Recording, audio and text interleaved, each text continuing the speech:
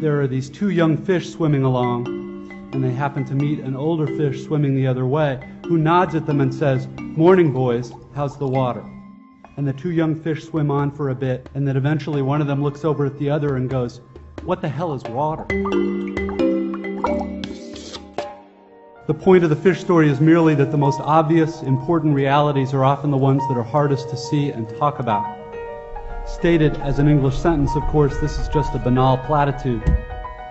But the fact is that in the day-to-day trenches of adult existence, banal platitudes can have a life or death importance. The plain fact is that you graduating seniors do not yet have any clue what day in, day out really means. There happen to be whole, large parts of adult American life that nobody talks about in commencement speeches. One such part involves boredom, routine, and petty frustration. The parents and older folks here will know all too well what I'm talking about. By way of example, let's say it's an average adult day, and you get up in the morning, go to your challenging white-collar college graduate job, and you work hard for 8 or 10 hours, and at the end of the day you're tired and somewhat stressed, and all you want is to go home and have a good supper and maybe unwind for an hour and then hit the sack early, because of course you have to get up the next day and do it all again.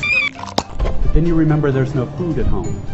You haven't had time to shop this week because of your challenging job.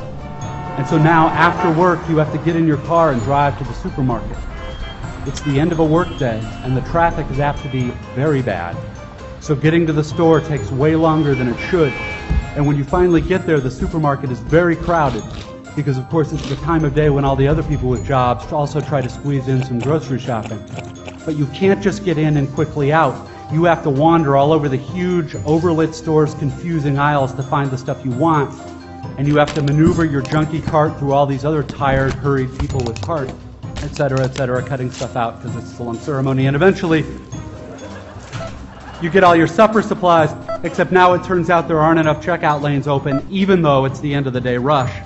So the checkout line is incredibly long, which is stupid and infuriating, but you can't take your frustration out on the frantic lady working the register, who is overworked at a job whose daily tedium and meaninglessness surpasses the imagination of any of us here at a prestigious college. But anyway, you finally get to the checkout line's front, and you pay for your food, and get told to have a nice day in a voice that is the absolute voice of death. And then you have to take your creepy, flimsy plastic bags of groceries in your cart with the one crazy wheel that pulls maddeningly to the left, all the way out through the crowded, bumpy, littery parking lot, and then you have to drive all the way home through slow, heavy, SUV-intensive rush hour traffic, etc. Everyone here has done this, of course, but it hasn't yet been part of you graduates' actual life routine, day after week, after month, after year. But it will be.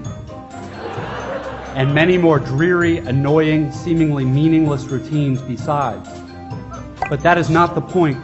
The point is that petty, frustrating crap like this is exactly where the work of choosing is going to come in.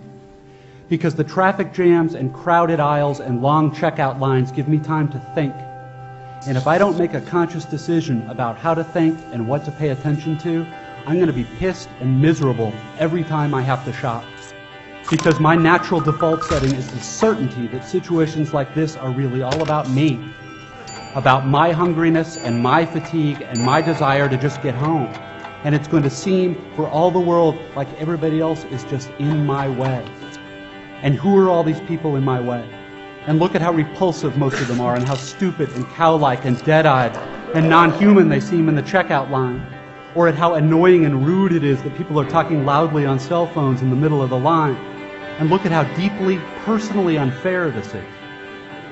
If I choose to think this way in the store and on the freeway, fine. Lots of us do. Except thinking this way tends to be so easy and automatic that it doesn't have to be a choice. It is my natural default setting. It's the automatic way that I experience the boring, frustrating, crowded parts of adult life when I'm operating on the automatic, unconscious belief that I am the center of the world and that my immediate needs and feelings are what should determine the world's priorities. The thing is that, of course, there are totally different ways to think about these kinds of situations. In this traffic, all these vehicles stuck and idling in my way, it's not impossible that some of these people in SUVs have been in horrible auto accidents in the past, and now find driving so terrifying that their therapist has all but ordered them to get a huge, heavy SUV so they can feel safe enough to drive. Or I can choose to force myself to consider the likelihood that everyone else in the supermarket's checkout line is just as bored and frustrated as I am, and that some of these people probably have much harder, more tedious or painful lives than I do. Again, please don't think I'm giving you moral advice, or that I'm saying you're supposed to think this way, or that anyone expects you to just automatically do it, because it's hard. It takes will and effort, and if you are like me, some days you won't be able to do it, or you just flat out won't want to. But most days, if you're aware enough to give yourself a choice, you can choose to look differently at this fat, dead-eyed, over-made-up lady who just screamed at her kid in the checkout line. Maybe she's not usually like this. Maybe she's been up 3 straight nights holding the hand of her husband who's dying of bone cancer. Or maybe this very lady is the low-wage clerk at the motor vehicles department who just yesterday helped your spouse resolve a horrific, infuriating red tape problem through some small act of bureaucratic kindness. Of course, none of this is likely, but it's also not impossible. It just depends what you want to consider. If you're automatically sure that you know what reality is and who and what is really important, if you want to operate on your default setting, then you, like me, probably won't consider possibilities that aren't annoying and miserable.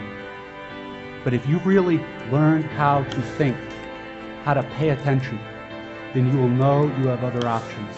It will actually be within your power to experience a crowded, hot, slow, consumer hell-type situation as not only meaningful, but sacred, on fire with the same force that lit the stars. Love, fellowship, the mystical oneness of all things deep down.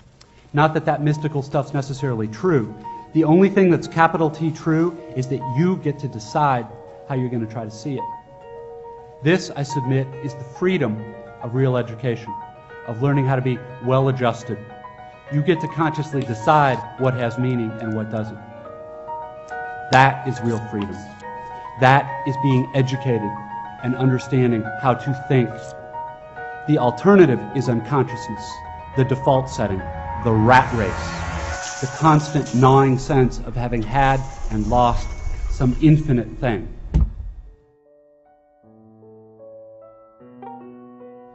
I know that this stuff probably doesn't sound fun and breezy or grandly inspirational the way a commencement speech is supposed to sound. What it is, as far as I can see, is the capital T truth with a whole lot of rhetorical niceties stripped away. You are, of course, free to think of it whatever you wish. But please don't just dismiss it as some finger-wagging Dr. Laura sermon. None of this stuff is really about morality or religion or dogma or big fancy questions of life after death. The capital T truth is about life before death. It is about the real value of a real education, which has almost nothing to do with knowledge and everything to do with simple awareness. Awareness of what is so real and essential, so hidden in plain sight all around us all the time, that we have to keep reminding ourselves over and over, this is water. This is water.